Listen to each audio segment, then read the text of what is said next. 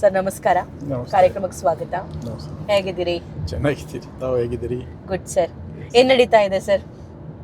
ಏನೇನು ನನಗೆ ಈಗ ಮಾನ್ಯ ಮುಖ್ಯಮಂತ್ರಿಗಳು, ಉಪಮುಖ್ಯಮಂತ್ರಿಗಳು ಮತ್ತು ನಮ್ಮ ಇಂಧನ ಇಲಾಖೆ ಸಚಿವರು, ನಮ್ಮ ನಾಯಕರು ಜಮೀರ್ ಅಹ್ಮದ್ ಸಾಹೇಬರು, ನಸೀರ್ ಅಹ್ಮದ್ ಸಾಹೇಬರು, HK ಪಾಟೀಲ್ ಸಾಹೇಬರು, ಸಂತೋಷ್ ಲಾಡ್ ಸಾಹೇಬರು ಎಲ್ಲ ಒಂದು ಜವಾಬ್ದಾರಿ ಕೊಟ್ಟಿದ್ದಾರೆ.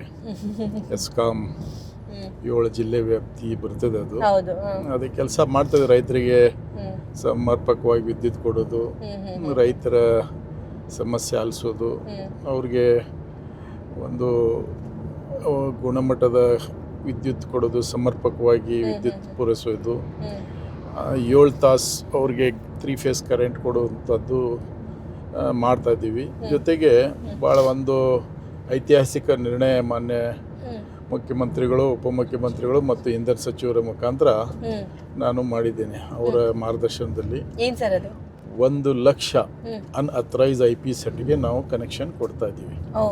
1 lakh 7 ಡಿಸ್ಟ್ರಿಕ್ಟ್ 7 ಜಿಲ್ಲೆ ಒಳಗೆ 1 ಲಕ್ಷ ರೈತರಿಗೆ ನಾವು ಅನ್ಅಥರೈಸ್ IP ಸೆಟ್.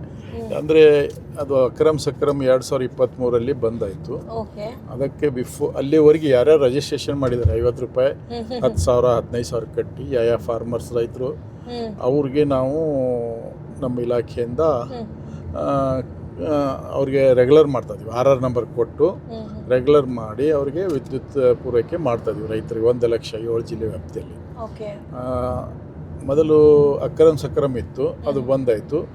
ಮತ್ತು ಮಾನ್ಯ ಮುಖ್ಯಮಂತ್ರಿಗಳು ಮತ್ತು ನಮ್ಮ ಇಂಧನ ಸಚಿವರು ರೈತರ ಬಗ್ಗೆ ಕಾಳಜಿ ಇಟ್ಟು ನಮ್ಮ ಎಲ್ಲರ ಸಲಹೆ ಪಡ್ಕೊಂಡು ಶೀಘ್ರ ಸಂಪರ್ಕ ಅನ್ನುವಂಥ ಒಂದು ಹೊಸ ಯೋಜನೆ ತಂದಿದ್ದೀವಿ.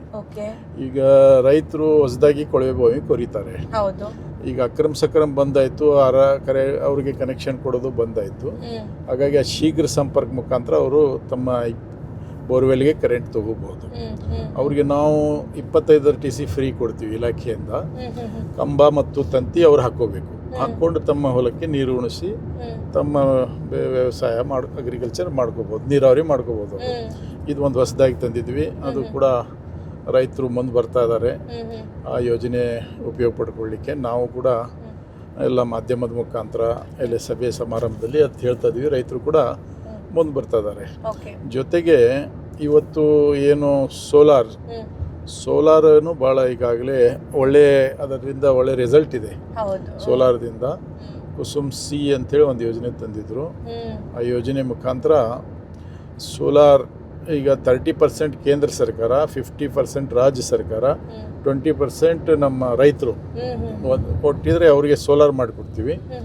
ಅದು ಕೂಡ ಒಳ್ಳೆ ರಿಸಲ್ಟ್ ಇದೆ ಅದರದ್ದು. ನಮ್ಮ ಕ್ಷೇತ್ರದಲ್ಲಿ ಆಗಲಿ, ನಮ್ಮ ಎಸ್ಕಾಂ ವ್ಯಾಪ್ತಿಯಲ್ಲಿ 7 ಜಿಲ್ಲೆ ವ್ಯಾಪ್ತಿಯಲ್ಲಿ ಕೂಡ ಭಾಳ ಯಶಸ್ವಿಯಾಗಿ ನಮ್ಮ ಹಾವೇರಿ ಜಿಲ್ಲಾ ಉಸ್ತುವಾರಿ ಸಚಿವರು ಮತ್ತು ಬಸವನ ಬಾಗೇವಾಡಿ ಶಾಸಕರು ಮಾನ್ಯ ಶಿವಾನಂದ ಪಾಟೀಲ್ ಸಾಹೇಬರ ಕ್ಷೇತ್ರದಲ್ಲಿ ಕೂಡ ಭಾಳಷ್ಟು ರೈತರು ಮುಂದೆ ಬಂದರು. ಅಲ್ಲಿ ಕೂಡ ಭಾಳ ಯಶಸ್ವಿಯಾಗಿ ಅದು ಸೋಲಾರ್ ನಮ್ಮ ಭಾಗದಲ್ಲಿ ಕೂಡ ಭಾಳಷ್ಟು ರೈತರು ಸೋಲಾರ್ಗೆ ಹೋಗಿದ್ದಾರೆ.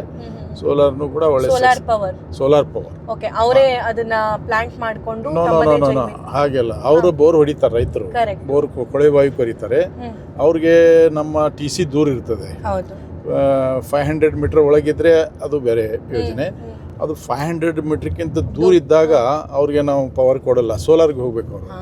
ಆ ಸೋಲಾರ್ಗೆ ಹೋದಾಗ ಅವ್ರಿಗೆ ರಾಜ್ಯ ಸರ್ಕಾರ 50%, ಕೇಂದ್ರ ಸರ್ಕಾರ 30%, 20% ರೈತರು ಅವರು ಮಾಡಿ ಅದು ಸೋಲಾರ್ ಹಾಕ್ಕೋಬೇಕು. ಅದೇನು ಭಾಳ ಬರೋಲ್ಲ, 4-5 ಲಕ್ಷ ರೂಪಾಯಿ ಅಷ್ಟೇನೋ ಬರ್ತದೆ ಅಷ್ಟು. ಅದು ಒಂದು ಹೊಸ ಯೋಜನೆ ಮಾನ್ಯ ಇಂಧನ ಸಚಿವರು, ಮಾನ್ಯ ಮುಖ್ಯಮಂತ್ರಿಗಳು ತಂದಿದ್ದಾರೆ.